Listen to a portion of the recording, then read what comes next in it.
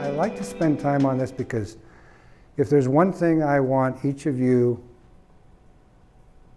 to take away in your spirit and in your heart, and to give to your downline in their spirits and in their hearts, that they're the bridge between the world's greatest needs and the passions and interests of donors. Such an important concept. That's the first principle. And to be reminded of that on a regular basis so that we get off the money and we stay donor-centered and we treat people as partners versus ATM machines. Second pillar is that donors must be qualified. This is a very complex topic, and to dig into it, we could spend like 4 hours and go through every little detail, and we just don't have the time to do it. But I wanted to just basically communicate the principle, and that's this. Some donors want to support you, and some don't. Even though they smile at you and they have a lot of money and all that other stuff, they don't want to support you. They don't, period. Give it up. And what we find is that there are so many donors on a caseload. Oftentimes, 65, 70% that don't want to support you, which is why major gift officers and relationship managers get so discouraged. Now you can imagine that, like, how many people do we have in this room? Like 50, do you think? Let's just say 50. Yeah. Well, let's say 100, because it's easier math. So I'm the relationship manager for each of you, 100 people. And 75% of you don't want to talk to me. You're really not interested. You're kind. You're not interested. But boy, my manager, Jim Dempsey, he's just after me to talk to every single one of you. Yeah, get out there, Richard. I mean, you got to talk to those. You got to do it. And I keep telling them, but they don't want to talk. They don't talk to me. They don't return my calls. They don't.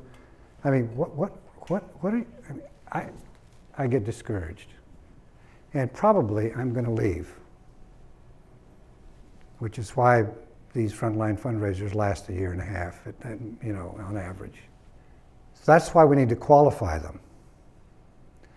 I need to have a process to figure out how all of you 100 people, which 25 are going to come with me or not, and we're going to share in a partnership together. And once I figure that out, then you 25, we're going to go over here and we're going to do some fantastic things together. That's what I mean by qualified. Now, we have a whole process, and it takes time. There's these 7 points, which I'm just not going to get into, but there's a general introduction letter. Here's what we do. There's follow-ups, emails and phones. There's a touch point with a personal note. If people aren't responding, we're going back at them, talking to them, follow-up attempts, touch point, and then a final note. There's a whole system and process to kind of make all of that happen, but it takes time. Why does it take time? Well, because in some cases, the person's already decided that they don't want to hook up with you. In other cases, they're away in Europe somewhere, and they just didn't get it. Or they've been sick, or they didn't see it, or something happened. And it's somewhere in between all of those things. That's just why you have to keep at it. And so the whole principle is to basically keep talking, keep trying, try this, try that, until it finally settles or it doesn't. So the whole point is 1 and 3 will say yes, 2 and 3 will either not respond or say no. So my whole point here is don't just assume because of any reason that people are with you, because they're not. And if you want to put it on a spiritual basis, they don't have the same calling you do. And maybe they're trying to be generous and tell you they don't, or they don't know how to tell you, and so they just ignore you, or whatever. So you just got to figure this out. So I'm just putting this out that it's another principle. You have to have qualified caseload. Any questions, comments? Yes, sir. So you will have some people that really don't want to engage, but they give every year. Leave them on your caseload. Well, or just one-way communication. Yeah, or just put them in the direct marketing program, because you need to use your time for somebody that will talk to you. In fact, that's what we suggest. Non-qualified people, back in direct marketing, or mid-level, not on the caseload. Yes, sir. Up front, hey, is this gonna go anywhere or not? It's okay if it's not. Quit wasting your time. Yeah, I would probably do that somewhere in here, not too close to the front end. Because like you were saying, there's a situation where, I mean, we've seen this too, that the person doesn't know they're interested, or the person doesn't know they're not interested. They've been busy, they've been away, and it's a nuisance. It's like a little bug flying around over here, and it's like, but then suddenly it's like, whoa, this is kind of cool. I mean, wow. So I'd probably give it a little more time. We've been through the tiering, strategy and messaging up here, very personal, very strategic, less personal, more tactical. This is a reality. The only point of this chart is donors have different values, economic values. And so it's just a guide for how you spend your time. That's basically what this says. And there's all kinds of nuance to it that we've been talking about, the high giver that's not giving anymore. Where do you put them and all that kind of stuff. But tiering's an important thing. Qualifying, then tiering. Tiers can be fluid, should be adjusted as you learn more. You might start in one place, move to another place. Setting individual goals is very important. And I would add setting an individual goal that you would publish. In other words, in terms of forecasts, we take the whole caseload, we do the history, and we set a goal. Now notice B. Cunnell here. His goal went down to $10,000 from 21 because why? Because he gave a special gift last year. Notice D. Jackson, second one down. His goal went down $1,000 because he told us his business is hurting. The sum of these goals for the caseload is what you turn into finance for forecast. You also do another column for a stretch goal, which you do not turn into finance because they'll put it into the budget. You do not give it to finance. Period. Plan for every donor. Notice we have the communication preference in here. Very important. I had an experience, this is back in the 90s. This is so interesting to me. I was at a client situation on an East Coast city. I was living in Seattle at the time. And I was personally interested in what was going on, so I gave them, I think, $2,000. And that's qualified me to get on a caseload, and which I was fine doing. And I ran into the frontline fundraiser at a client meeting back in this city back here on the East Coast. And here's what she said to me. Hey, Richard, I'm going to be in Seattle. You mind if I just stop by? I said, no, please, Mary, don't stop by. You don't need to stop by. Yeah, but I'm going to be in Seattle, and I could just stop by. No, I don't want you to stop by. Please do not stop by. I'm more of an email guy, and just send me stuff on email, and if I'm interested, I'll talk to you and so on. Well, okay, but I'm going to be there. Okay, third time. Do not. So like 3 or 4 weeks go by, and the receptionist calls me in my Seattle office. Hey, there's a Mary here to see you. And I was nice, but I said, Mary, let's talk about this. When we were back in that East Coast city, I told you not to do what you're doing right here. And it's offensive to me that you didn't listen. Are you doing this with all your donors? And, oh, I'm sorry. I says, but why didn't you listen? Why didn't you listen? I'm an email guy. I'm not show up at my home in my office guy. Some people are. I mean, you send them an email and they're all offended.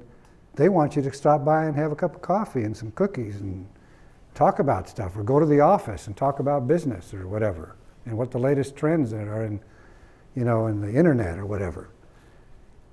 That's why communication preference is so important.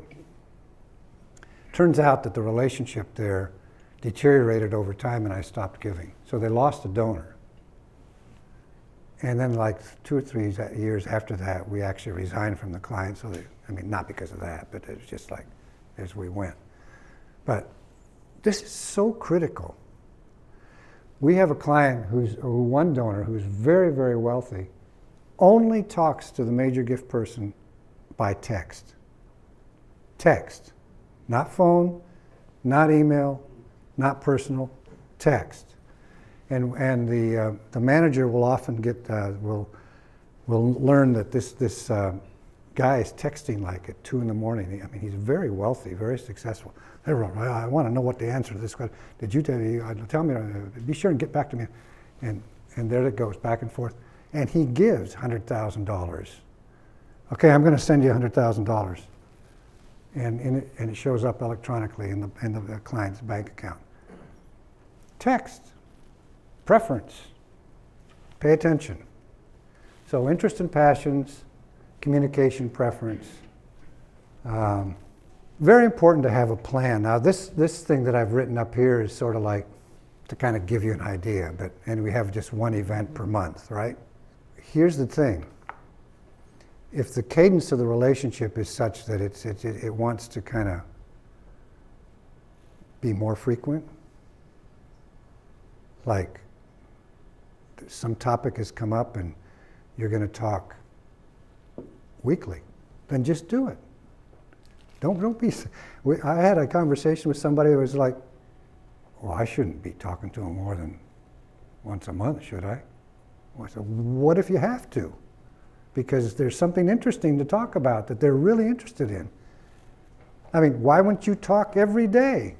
If it's like, well, hey, I just heard this and that, and yeah, well, here's what happened.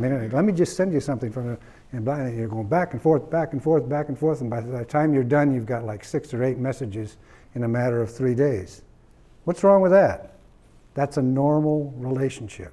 So if you have those kinds of relationships, and I think that as you're listening to me now, you're saying to yourself, well, yeah, I can think of somebody where it's that the nature of it goes that way. More detailed. But that's 5th principle, 5th pillar, create a plan for every donor. Because if you don't have a plan, you're not going to go anywhere. Goal first, plan second.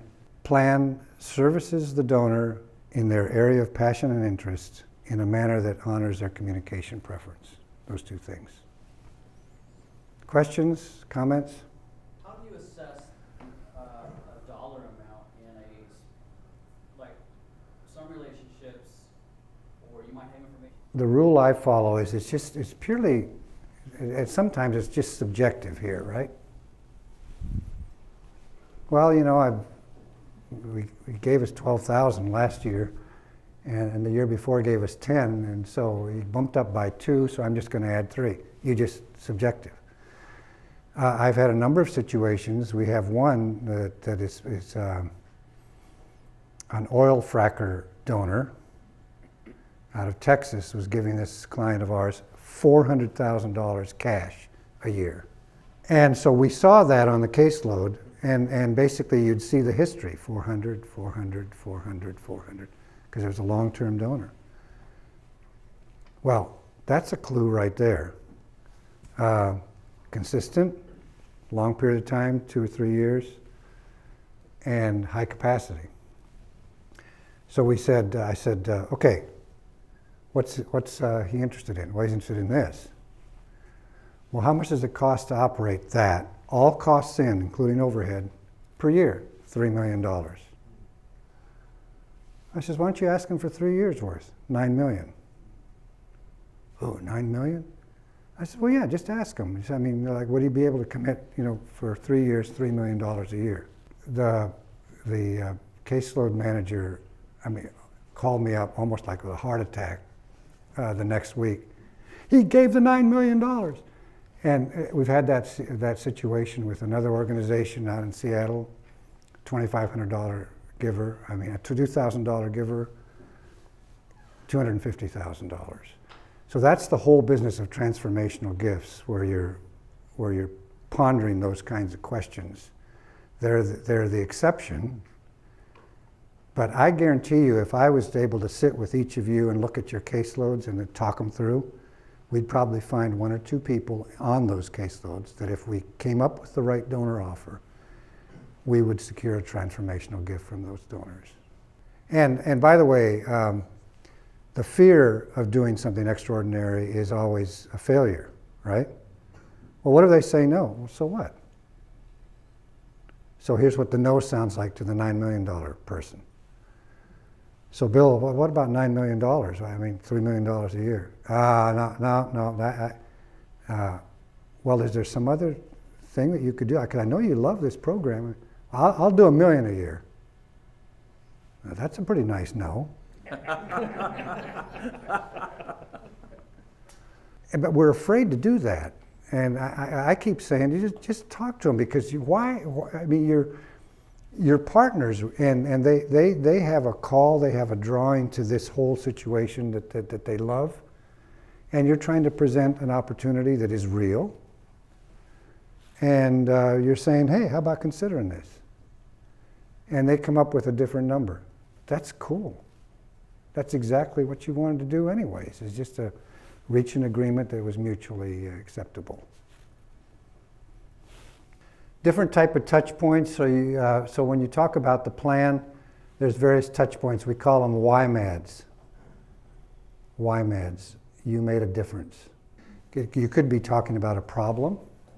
Hey, Kevin, I'm just writing here to let you know, like, we've got a situation with this Jesus film thing. I mean, we've just encountered blah, blah, blah, blah, blah, and it's a real problem. And the way out is about $256,000, and just thought I'd let you know about that in case you're interested in doing something about it, and if not, that's fine. We are working some agendas on this thing, and I thought I'd let you know. Boom. Or it's just a problem and it doesn't mention an amount, it just talks about a problem. We've run into on the Jesus film, we've run into some situations in X country where the officials are basically saying this, and then we have the community, blah, blah, blah, blah, blah, problem. So be thinking and been praying about this, because it's just something that we're having to figure out. Well, it turns out that George, the donor that you're sending this to, just loves that area of the world. And you got a problem, and you're just telling him about it, and that's it. No ask, no nothing. That's a touch point. The ask is self-explanatory. The thanks is a serendipitous. You know, I was just thinking about you this morning, Mary. It's just amazing what your giving is doing in our campus program. In fact, Jim Dempsey just sent us a report from the president that said this and that and blah, blah, blah. In fact, here's a copy of it. By the way, this is sort of an internal document, so don't be handing it around, but I just wanted you to see it. This is fantastic. This is because of you. Thanks so much. Yeah. Nothing else. Absolutely. Powerful, powerful stuff. Powerful stuff. You made a difference is more like that. We don't do enough to talk about impacts and projects, reports, transformation stories. Hey, Sally, I just wanted to send you this story of this just came in. I mean, I know it's a little lengthy, but it's like, read this story. I mean, if it doesn't touch you, I've read it several times. Thanks so much for what you do. Powerful stuff. We do not do it enough. Subject matter, insider memo is what I just sort of said. There's certain insider memos, management memos and stuff like that, where you're allowed to take it to the public, and there's other ones you're not allowed to take to the public. You're making me a partner. I'm part of the whole thing. Subject matter expert. You would not believe the research that just came out that showed that X and Y that we're doing is having in the whole state of there's a sociological blah, blah, blah. Thought you'd be interested in it. Thanks so much for what you do. These are all things that for some reason we just don't send them enough. And when you have your donor consuming this stuff, it is just so powerful to bring them in and cement the relationship to you. Creating donor offers. Imagine this. You and I have started a business, and we've just hired Susan. I mean, we paid a lot to hire her because she is one of the top marketing salespeople. And we just decided, you and me, that this was a good play, right? So Susan comes up, shows up, and I say, well, let me take you out to the warehouse and show you what we're selling. We go out to the warehouse, and here it is. Now, what's Susan going to do? She's going to say, oh boy, did I make a mistake or what? I mean, Richard, there's nothing in the warehouse. What am I going to sell? This is what many nonprofits and charities, this is one of the most frustrating things for me in this journey. One of the most frustrating. That we expect our frontline people to be successful in talking to donors, and we don't have product. Yeah. And there's a process to doing all of that to create product, and it's fairly basic. You lay out all the programs and services provided by your organization, and then you create a donor offer with a price tag for each one. We do a lot of work with NPR and PBS around the country, and like one of their stations in Philly, what's the name of it? I don't know, but anyway, $40 million budget, took the whole thing, put it on its side, all with its overhead, and created like 233 some products with different price tags. There's the low-level price tags, there's the high-level price tags. And you basically create the retail store for the nonprofit, so that the donor can walk into the warehouse or the retail store and see the different price points and the different products and go down the aisle they want to go down because that's their area of interest. So here at Crew, I mean, I made a list of all these things you guys do: impact movement, medical, campus, high school, athletics, families, inner city, military, Christian embassy, music, faculty, Unto, humanitarian aid, Jesus Film, job. I probably left a bunch out. I mean, product, my goodness. You guys, you got so much product. Of course, I do hear that you can't, if someone's buying one product, they can't be offered the other product, but that's another topic.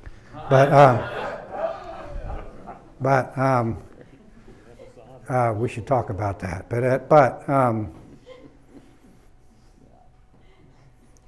you have to develop donor offers. So I'm just saying, these donor offers need to be compelling. They have to have a believable solution, and then the donor will adopt. So what I suggest you do is take whatever area you're in and develop some donor offers and write them up and provide those for yourself and to your frontline fundraisers. And it starts with a problem. You ID and define the problem in human and emotional terms. So like, this is what's interesting. We always talk about, in many donor offers, we're always talking about the solution and how great we are, and we had this many, blah, blah, blah. And that's not the problem. That's not a donor offer. So talk about what it is that you're trying, what societal problem are you addressing in your section of the world, the Crew world. Find stories that illustrate the problem, focus on the problem, not the process.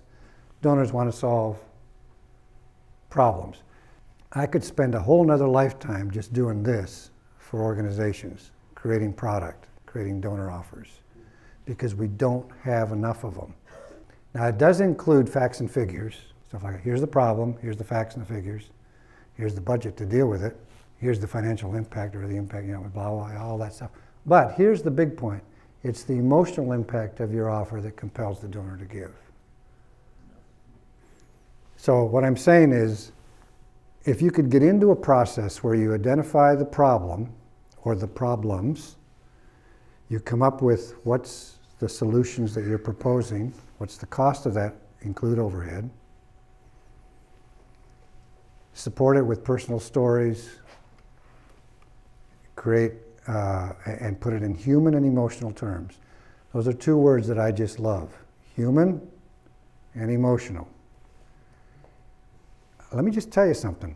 You all go back to your offices whenever you're going to go back and just analyze this in your meetings and in your writings.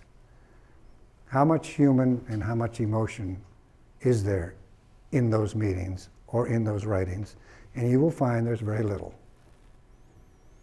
And I don't know what our problem is on this thing, but there just isn't. And when you actually boil down what we're organized to do in this organization, at the macro, we're organized to solve a pretty big problem, right? And it's fairly emotional. And then at the micro, there's all these little nuances, that are human and emotional. So I would just challenge you to do that. Now put a price tag to it, have different price points so that you know where you're going, because that would be a very good thing to do in terms of developing offers. Good donor offer is clear, demands attention, convincing, irresistible. I'd like to include this donor, taking the donor to the scene, and I've written a blog on this, which you can get. Go to the Veritus site and go to blogs. There's a place where you can find it, taking the donor to the scene. But here's why I wrote it. If I send you this picture and I tell a story, it'll have some effect on you. But if I use words and to describe, well, this little girl ran away. She was gone. They were frantic. And Kevin, if you had been there with me, if you had been like right there with me and seen it all, you'd be bawling your eyes out like I was. Because this is when they got together. We need to write our words and pictures need to take the donor to the experience. The words and pictures need to take the donor to the scene. This is why we use the phrase, when we describe stuff, we say to ourselves, boy, I wish you'd been there. Now, why do we say that? I wish you had been there, because we just can't express what it was like to be there. So, all this little side trip on this to basically say, when you're writing donor offers, and also when you're talking to donors, take the donor, use your words and your pictures to take the donor to the scene, and make sure it's human and emotional. Because your tendency will be not to do that. Your tendency will be to be technical. Your tendency will be talking about the organization.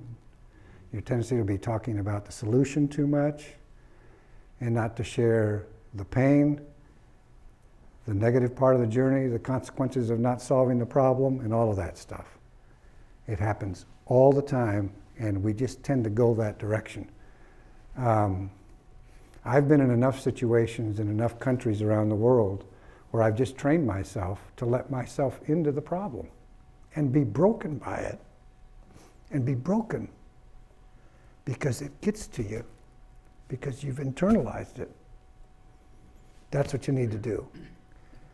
Get out of the organizational stuff and get into the brokenness and the darkness of the problem that we have got to, donor, solve, you and me. Very important. Any comments or reflections on that? Is there a line between emotion and sensationalizing? There is, and manipulation. There is. And you've got to watch that. But you've got to also be careful with not backing away from the line. And by the way, you will know when you're approaching that line. You know what you're doing. So stop it. But for fear of crossing the line, don't prevent yourself from going into the room. That's what I'm saying. It's so important. So important. Mhm. This is about accountability and managing your team, keeping accountability for the week. These are the objectives of the relationship fundraising: learning the passions and interests, increasing net revenue through meaningful, identifying donors who have the capacity to make transformational gifts, and building relationships of trust and connection with your donors. I wanted to talk about metrics. These are the ones that we suggest. Yes, you're always looking at total dollars raised, but within the context of the rest of this stuff. Meaningful connections. Like, how many meaningful connections did you actually make, George? Well, how would you describe meaningful? Come on now. You know what meaningful means. Well, I had one last week. That's it, huh? Well, we got a problem. Stewardship calls. Balancing stewardships and asks. Number of asks. And then these two things here are really important. Working the plan for each caseload donor. Are you actually working the plan? Let's go through some donors and see. Did you do this? Did you do that? Because the plan calls for this. And then how did each donor perform year over year?